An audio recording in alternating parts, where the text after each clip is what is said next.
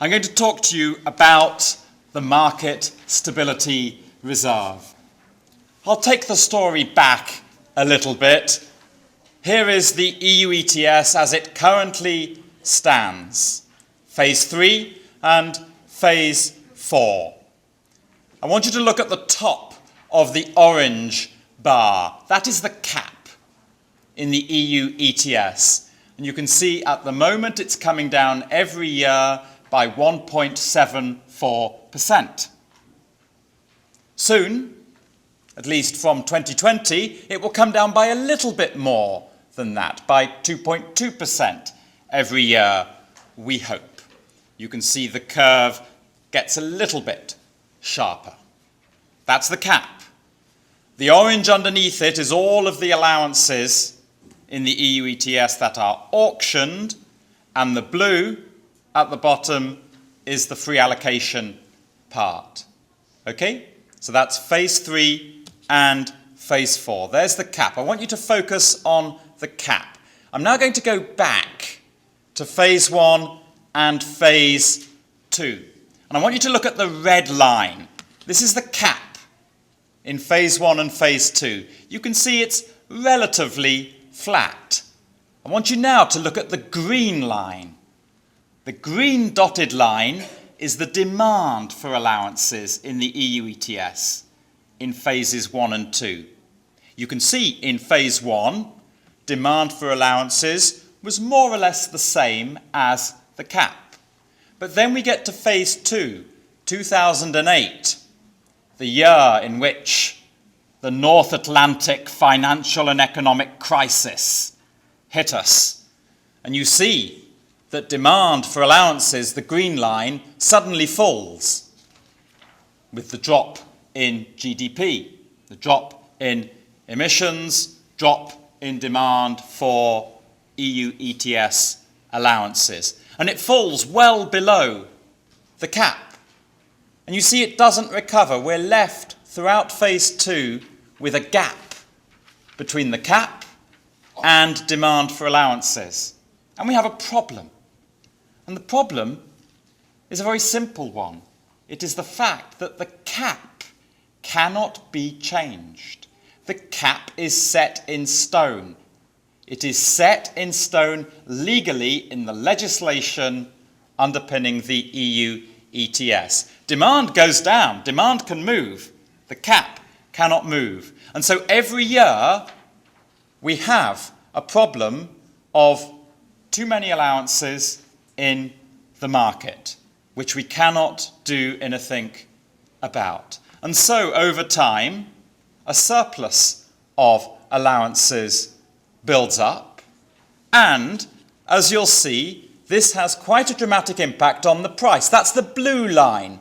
The one that you'll see in Phase 1 was okay, 20 euros, fairly stable, fairly robust, and suddenly, once we have that gap between the cap and demand for allowances, the price collapses to 5 euros. Let's look at that a bit more closely. The blue line here are the spot prices. The red line are the December 2020 contract prices. You see a sharp fall. Those are the price movements over the last 4 years. Now, let's look and see what is actually happening to the surplus of allowances. Look at the blue bars here.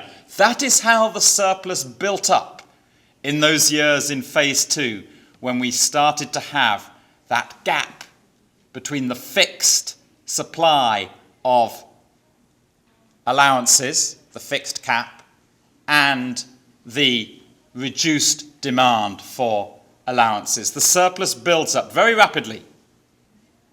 You then look at the green lines and you see the surplus falls.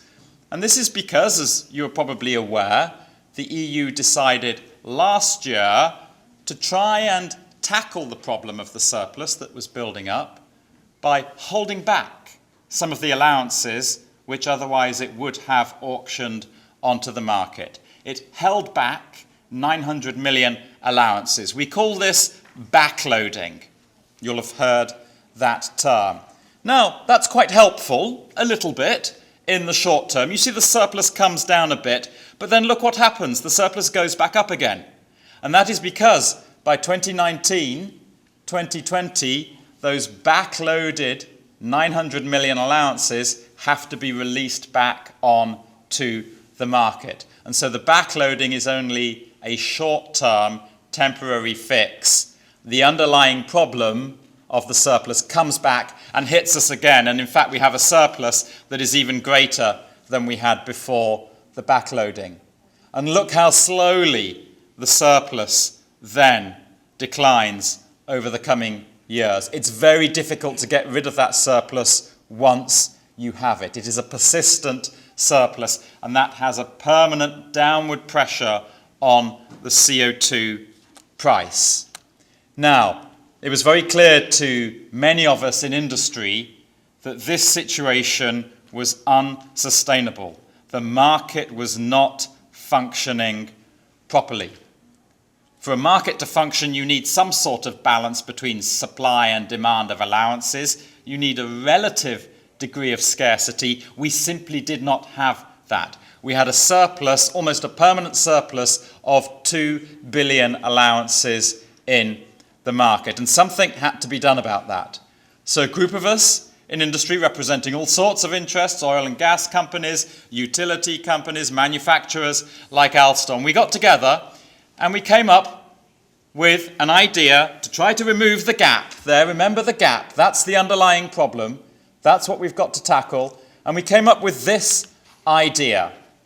I want you to look at the red line, the straight line coming down. That is the cap, an imaginary cap from 2013 through until 2070. And the red, or rather the pink curved line, is an imaginary demand curve, the demand for allowances and how it's fluctuating in accordance with the cap. And in some years, in theory, demand may be lower than the cap. In other years, it may be higher. And the idea we came up with was, let's create a reserve, a market stability reserve, which will keep us within a certain range so that we never have an excess surplus of allowances, nor do we ever have an excess shortage of allowances. So look at the blue areas here.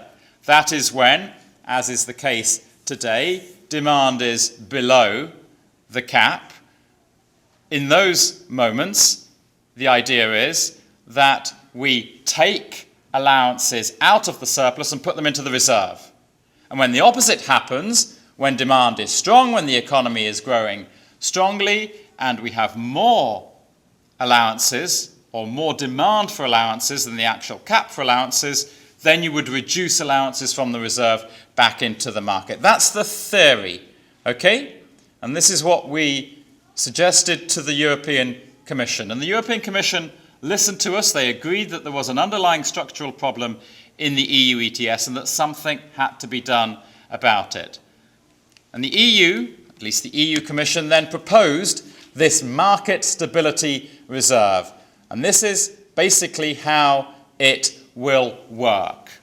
If there is a surplus of allowances of more than 833 million at any one point in time, then 12% of those surplus allowances will be put into the market stability reserve. Conversely, if the surplus is less than 400 million and you're getting towards relative scarcity in the market where you want to be, then you release allowances from the reserve back on to the market. You'll actually release 100 million allowances when you're in that position. If you're in the middle, if you're in the range, the shaded part, between 400 and 833 million allowances, then you leave the market alone. No need for action. That is considered to be an optimum level of relative scarcity in the market. Let me show you in a bit more detail how this will work. So there's the blue line on the left. That is how the surplus has built up. And then we have four possible scenarios here. First two, surplus persists. Okay, and we're in the pink territory where we're well above 833 million allowances in surplus. then the 12% kicks in. We take 12% of the total number of allowances in the market that are in surplus out of the market and into the reserve. Now look at the bottom line. There actually we're going into shortage. We're below 400 million tons worth of allowances. So there we take out of the reserve 100 million allowances. And again, if you're in the middle, the third line coming down, then nothing happens. Okay? So that is how the MSR will work in practice. It has not yet been formally agreed by the EU authorities. We are optimistic that it will be agreed very soon. It has been agreed by the European Parliament. It has been agreed in principle by the 28 member states of the EU. There is still a debate going on about when this MSR, when this reserve will actually come into effect. I won't bore you with the details there, but most of us in industry think that this reserve should come into effect as soon as possible. And this is the impact that we think the MSR will have as and when it comes into effect. This assumes it will come into effect in 2021, which is what the European Commission have proposed. You can see the surplus comes down quite sharply. Okay, that's the main curve here. The curve that is starting on the right-hand side and that is more faint, that shows you how the reserve itself is building up. Okay? So that's the impact on the surplus, and it's a very positive impact. And this is the impact on the price. So we struggle on at around 10 euros until 2021, 22, and then the price starts to go up when the MSR comes into effect. That is the theory. And we start to see meaningful CO2 prices in Europe. And ladies and gentlemen, we need meaningful CO2 prices in Europe. Because at the moment, this shows you the red bar, if you look at that, is the total amount of annual investments we need to be making in clean energy in Europe at the moment. Okay? And the blue bars show you the investments that are actually being made in recent years. And as you can see, we are way below the sort of investments we need to be making in order to modernize and stabilize our energy system in Europe. We need the signal that the higher price will give us in order to incentivize this level of investments that you see in the red bar. We need this level of price to incentivize that level of investments. But there's another reason for wanting to bring in the MSR and wanting to give ourselves a more meaningful carbon price. And that is because, as Jeff was telling you before lunch, China is doing this. We do not want to find ourselves in a position in Europe in 2020 or 2021 where China has a more functioning emissions trading scheme than we have in the European Union. But if the market stability reserve is not agreed, that, I'm afraid, is the position that we will find ourselves in. And the EU, as a leader in tackling climate change, does not want to find itself in that position. As Jeff has already told you, the national ETS in China is for real, will be fully operational, we think, by 2020. So, there we are. Finally, I just want to tackle the idea which still one hears in certain places, that actually we can't afford to do this. That if you reduce CO2 by having a meaningful carbon price that triggers investments in clean energy and reduces emissions, actually that means less GDP. No, that is not the case. Look here at what has happened in Europe since 1990. The blue line at the top is GDP growth in Europe. Not brilliant, much less than yours, but it's still not bad. But look at what's happened to greenhouse gas emissions.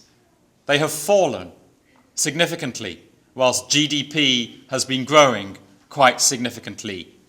The EU has succeeded in decoupling GDP from CO2, or decoupling CO2 from GDP, whichever way you look at it. And it's not just Europe that's doing this.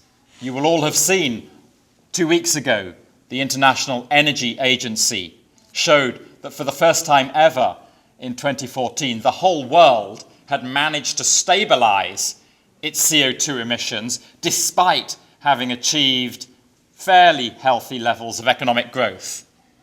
The only times before that emissions had fallen had been times of economic crisis, most recently in 2009. But no, now with 3.3% global GDP growth in 2014, the world managed to stabilize emissions. Now that's partly as a result of the progress that Europe has made. It's partly as a result of some decoupling in the US, notably with shifting from coal to gas-fired power generation, but it's also a result of what is happening in China. We used to assume that electricity demand in China would rise by 10% every year and that emissions would rise by about the same level. Last year, with China growing at 7.5%, electricity consumption rose by only 3 to 4% in China, and CO2 emissions rose by only about 2%. So China itself is now decoupling CO2 from GDP. Now, just to reinforce my point, I've talked about industry and how industry wanted the market stability reserve in Europe in order to give Europe a more meaningful carbon price. This is the coalition of companies that were asking, not just for the market stability reserve, but for the market stability reserve to come in as soon as possible so that we could have a meaningful carbon price in Europe as soon as possible. You can see there are some big names here. You've got all the leading power generating utilities in Europe, RWE, E.ON, Enel, and others. You've also got some big industrials in here, Shell, Unilever, GlaxoSmithKline, your own Doosan, you'll see up there, and of course my own company, Alstom. This is the strength of the industry consensus on the need for meaningful carbon prices in Europe. Ladies and gentlemen, thank you very much for your attention. Kamsahamnida.